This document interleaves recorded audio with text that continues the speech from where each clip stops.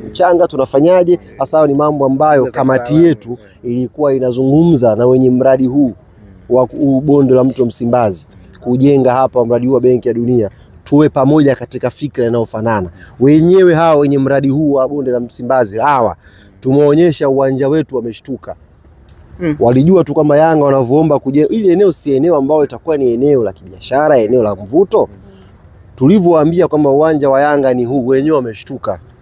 Wamesema mmeleta kitu cha tofauti kabisa ambacho hatukuwa tunakifikiria. Kwa hiyo kwenye mradi huu inshallah ambao unafikiri kukamilika kwa mipango ya serikali huko, kama kuna kitu kimeongeza mvuto pia kwenye mradi huu ni uwanja wa Young African Sports Club. Na wahakikishia wana Yanga, sauti yangu ipo juu, sina mashaka yoyote. Stori za uwanja wa Yanga sasa zinaonekana kwa fikra zenye ukweli, sio tena maneno. Tunakwenda kwenye ukweli, tunakwenda kwenye historia ya kweli. Ndio maana naulia kusema GSM, Mungu kadri atakavyomjalia muda wa kuishi duniani, sisi wana Yanga tutamtoa kwenye mioyo yetu, iwe leo, kesho kutwa. Anachokwenda kutuachia hapa ni historia kubwa kwa klabu yetu. Wanapo mambo ya watu sijui wameficha funguo tena, mara wamekimbia na funguo za mageti. Hayo mambo sasa huwezi kuyapata shekhe. Huwezi kuyapata hayo mambo, kwa sababu tutakuwa tuna dressing room za kisasa, dressing room ambazo ukileta mizengwe zenyewe zinaukataa. Dressing room za Yanga tutengeneza hapa, uje ulete mizengwe zenyewe zinakwambia hapa sio sehemu yake hapa. Uwanja una standard za kimataifa. Kwa hiyo ni jambo la Mwenyezi Mungu atujalie tu Ijumaa ifike kwanza, tutawaalika wote waandishi wa habari mje. Injinia anapendekeza tutafanyia hapa hiyo hafla. Hapa ambako uwanja utakaa. Tutaweka zoezi la kusaini hapa na mtaona picha hapa na nyie mtabakia kwenye kumbukumbu inshallah. Mara ya mwisho zoezi la kusaini uwanja ulivyokuwa eneo, na baada ya kipindi kifupi mtakuja kuona uwanja wa Yanga utapokuja kuwekwa. Sawa. Kwa hiyo itakuwa ndo klabu namba 1 Afrika kwa kuwa na uwanja mzuri. Kabisa, bila shaka yoyote ndugu yangu. Bila shaka yoyote. Sababu mimi si nimeona si vitu viko humu kwenye document, nimeona viko humu kwenye document. Karatasi yote. Mnapima tena kifua changu. Kama mambo yanakaa hayakai. Mnanijua, lakini hili hapana. Hili ni jambo kubwa ambalo tumeliwekea usirias mkubwa, na viongozi kuniamini kushiriki kwenye hili jambo. Kwanza nasema alhamdulillah. Sina sumu ya kuchangia, sina mawazo ya kuchangia, lakini nimekuwa sehemu ya historia. Wamepita wasemaji wengi hapa, wamepita viongozi wengi. Mimi na umri wangu huu kuwa sehemu ya vikao vya kwenda kujenga uwanja wa kihistoria. Nasema alhamdulillah. Na ndio maana naendelea kusisitiza na wana Yanga, ikiwezekana leo kwenye sunna za swala zetu zile tumuombee pia na GSM, Mungu aendelee kumjalia afya ili jambo liweze kukamilika inshallah. Watu wengi pengine wanadhani kama hadithi hii swala. Pengine nimekusikia ukizungumza kwamba umesema ni mara ya mwisho sasa kikao hiki. Yes. Watu wanazungumza hivyo kwa sababu watu wanaona mbaki mwezi kuelekea uchaguzi. Mko sahihi. Hata watu waliokuwa wanabeza kwamba Yanga haiwezi kujenga uwanja, ni maneno tu ya kisiasa hayo. Wako sahihi kwa sababu ya experience ya huko nyuma. Mshashuhudia vitu vingi, mshashuhudia michoro mingi, mshashuhudia Wachina wengi, ndio bwana, lakini uwanja hamjawahi kushuhudia. Kwa hiyo mtu anayesema Yanga wajengi waongo ni siasa, yuko sahihi kwa sababu ya experience ambayo yuko nayo. Hapa anawaeleza picha ya uhalisia ya nini ambacho kimejadiliwa na nini ambacho kimekubaliwa.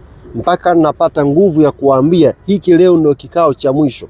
Maana yake upande wa Yanga umemaliza, upande wa GSM umemaliza. Tumeshakubaliana. Kilichobakia mbele ni kusaini mkataba sasa, tuende tukaanze utekelezaji. Kwa hiyo ni jambo ambalo linahitaji tu afya njema. Mtakuwa mnakuja hapa, sio kama sisi tutakuwa tunawaruhusu, maana yake na nyinyi naye. Tutakuwa mnaona hapa mradi unavyokuwa unaanza, na bosi kama naudia kauli yake aliyoisema kwenye kikao. Nataka uwanja huu ujenzi wake ukimbie zaidi ya Kipchoge, yani uende kwa speed ya marathon ya juu kabisa, kwamba mwana Yanga akilala leo lini? Jumatano akiamka akute kuna progress kubwa imeendelea. Ndicho bosi anachokitaka, yani uwanja ujenzi wake ukimbie kwa spidi ambayo mtu akilala Jumatatu alichokiona Jumanne akipita Jangwani akute kitu kimeendelea zaidi. Maana yake bosi ana dhamira ya dhati ya uwanja huu ukamilike mapema. Sasa kama mwenye hela anataka uwanja ukimbie, sisi Yanga tutakwamisha vipi yani? Sababu kichwa tusumbua hapa ni hela. Mwenye hela akasema anataka uwanja huu ukimbie, maana yake hela anakuja nayo cash pale, twendeni jambo likamilike. Sisi ni kuomba tu hai, ardhi yetu hii hapa. Tuishukuru serikali ya Dr. Samia, ametukabidhi ardhi, imetuongezea lote eneo letu hili. Ni sisi sasa kumkabidhi bosi, weka maneno hapa. Pengine kwa makadirio wamesema natamani ujenzi uende kwa muda gani? Ndio maana tusiwe na haraka. Siku na Ijumaa. Ijumaa sio siku ya hafla. Leo ni mwa brief tu kidogo, lakini Ijumaa patakuwa pana hiyo hafla kubwa ambayo hizo details zote mtakwenda kuzipata. Kwa kumalizia kwa sababu baada hapa tukupati tena. Mechi yenu imepelekwa Singida sio Dodoma. Yaani una nini cha kuzungumza? Unajua mimi kuzungumzia mradi wa uwanja, mradi wa mabilioni ya fedha, alafu unakuja kunichanganyia tena mambo sio ya uwanja wa Singida Dodoma. Yaani hapo hiyo uwanja wa Singida umenijia machoni hivi. Ule uwanja wa Masanza umenijia machoni hivi. Airtel Stadium ya Masanza ile. Yanga itajenga kama 2 pale kwa ajili ya watoto kucheza. Kama ule ambao Masanza leo anavimba nao. Tutajenga ta soka school watu kucheza watoto tu. Ndio umeniambia tu Airtel Stadium Masanza Singida. Kumbuka li uwanja la Yanga afu ndio viwanja vya watoto kuchezea. Tukacheza mara ya mwisho utafanyaje? Ndio mara ya mwisho ndio wakatuone kina Masanza, lakini baada ya hapo kutuona Yanga itakuwa shida. Ukija hapo unapotea kama mtu umeenda nje umerudi baada ya mfupi unapotea. Kwa hiyo kama nakwambia tunaondoka viongozi jioni hii tunaelekea Singida. Timu tayari imeshafika Singida leo hii ninapozungumza na nyie, tulikuwa tunawasiliana na meneja hapa. Kila kitu kinakwenda sawa. Dodoma nafikiri mnawajua, ni timu sumbufu kidogo lakini dhamira yetu sasa hivi si Yanga ni kubeba ubingwa. Kwa hiyo huwezi kuwa unazungumza miradi ya uwanja mkubwa kama hii alafu dhamira ya ubingwa huna. Ndio tofauti inapokuja hapa. Dhamira ya klabu kubwa zinakwenda sambamba. Maendeleo nje ya uwanja na maendeleo ndani ya uwanja yanatakiwa yakimbizane.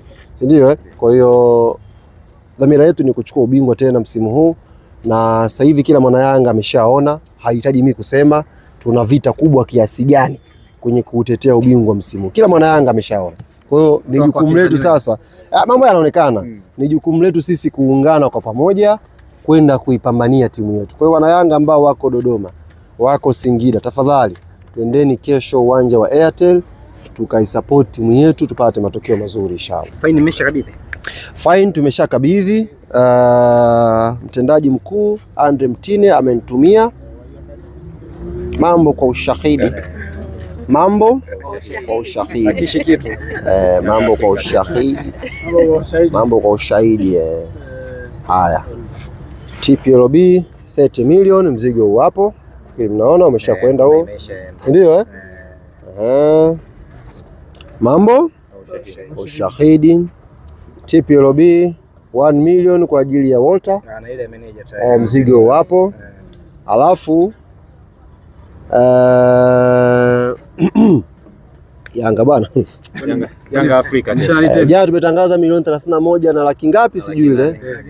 Leo kuna milioni 34,210,380. Yaani ni wataarifu tu wazazi ambao wana mabinti wazuri. Nikija kuleta posa kwenu mashemeji zenu ndo hawa. Mamilioni. Mamilionea wamechanga milioni 10, milioni 5. Hao ndio watu ambao familia yako itaungana nao. Yaani unakwenda kuungana na timu tajiri, timu ambayo mashabiki wake hawana shida ndogo. Kwa hiyo zoezi tumeshalipa na niweke hii clear. Maana nimeona